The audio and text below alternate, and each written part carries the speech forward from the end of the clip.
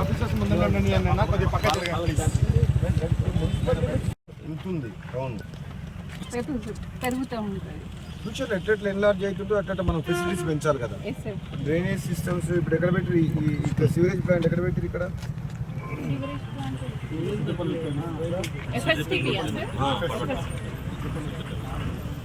ఇక్కడ కండూరుకు సంబంధించిన STP okay. ఇప్పుడు అంగడిపేట విలేజ్ కి సంబంధించిన ఎస్టీపీ ఇచ్చింది అందులో ఇయలే కదా.